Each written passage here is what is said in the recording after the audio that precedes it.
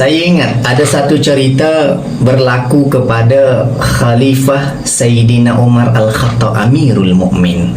Siapa yang tak kenal Amirul Mukmin yang mana syadid, kerasnya kepada masyarakat, hatinya lembut di sisi Allah Subhanahu wa taala. Satu masa yang mana orang Yahudi, ya, cerita ini panjang. Orang Yahudi ini apabila rumahnya itu diroboh oleh gubernur ketika itu di Mesir, maka dia musafir daripada Mesir menuju ke Madinah. Sampai di Madinah, dia bertemu ada satu orang yang beristirahat di satu bawah pohon kayu, di alas dengan alasan yang biasa ditidur. Lalu Sayyidina Umar Al-Khattab ini bangun daripada tempat tidurnya itu, tempat istirahatnya itu, lalu bertanya kepada orang Yahudi tersebut, "Kamu dari mana?" Orang Yahudi menyatakan, "Aku dari Mesir." "Tujuan apa?" Sayyidina Umar menyatakan, "Tujuan apa kamu datang di Madinah?"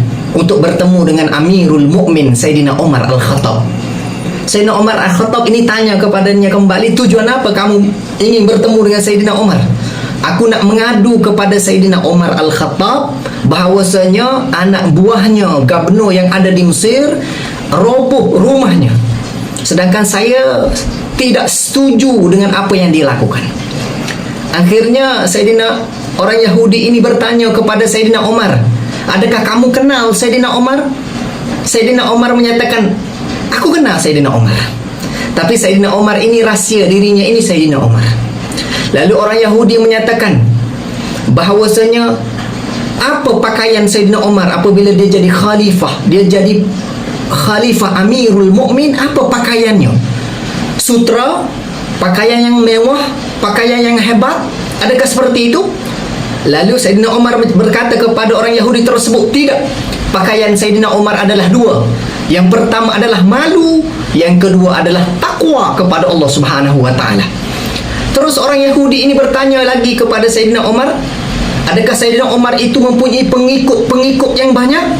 Sayyidina Umar menyatakan, "Tidak, hanya pengikutnya itu adalah al-yatim, anak-anak yatim, janda-janda, orang-orang miskin adalah pengikut Sayyidina Umar Al-Khattab. Itu Amirul Mukmin."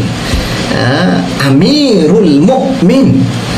Lalu orang Yahudi itu bertanya kepada Amirul Mukmin, "Adakah aku boleh bertemu dengan Sayyidina Umar?" Sayyidina Umar nyatakan, "Boleh."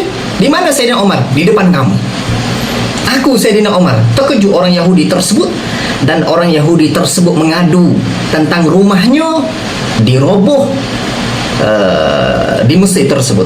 Akhirnya Sayyidina Umar menyatakan kepada orang Yahudi tersebut, "Kamu pergi di sana, ambil tulang."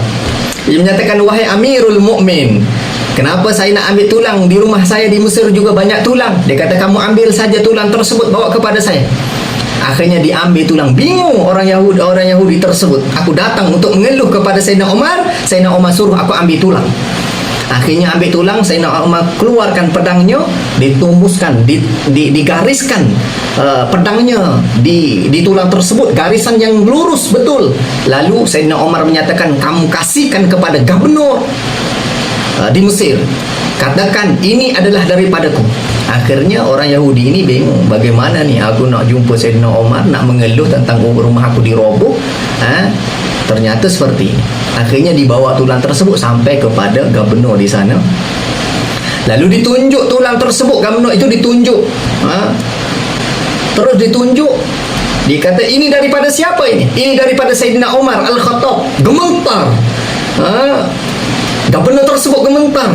Lalu bertambah bingung orang Yahudi tersebut, apa ini? Tengok tulang sudah gemetar.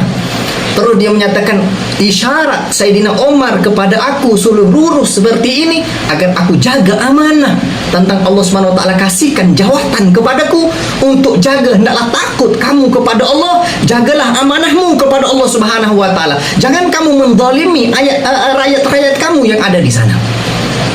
Lalu akhirnya Sayyidina gubernur tersebut menyatakan, "Tak jadi nak buat tempat ini masjid." Lalu dikasih kembali kepada orang Yahudi tersebut. Akhirnya orang Yahudi menyatakan, "Hakada, inikah akhlaknya orang mukmin, orang yang bertakwa, orang yang Islam kepada Allah, orang yang takut kepada Allah?" Gubernur menyatakan inilah sifatnya Sayyidina Umar Amirul Mukmin, takutnya kepada Allah Subhanahu wa taala, dan aku diingatkan olehnya dari sebatang tulang, aku kembali kepada Allah Subhanahu wa taala, maka aku takut ketika itu, maka aku kembali dan aku serahkan kembali tempatmu ini seperti ini. Akhirnya orang Yahudi tersebut mengucap asyhadu an la ilaha illallah wa asyhadu anna Muhammadar Rasulullah dengan kemuliaan, keistimewaan, akhlak. Takutnya manusia apabila pegang jawatan tersebut, takutnya kepada Allah Subhanahu wa taala. Ingat, bagi orang yang memegang jawatan-jawatan tersebut, amanu billah, beriman kepada Allah, khaf, takillah, takut kepada Allah Subhanahu wa taala. Mudah-mudahan kita diselamatkan oleh Allah Subhanahu wa taala daripada perkara tersebut apabila dikasih jawatan untuk menjaga umat manusia, agar kita akan diselesaikan dengan cara yang mudah di akhirat nanti.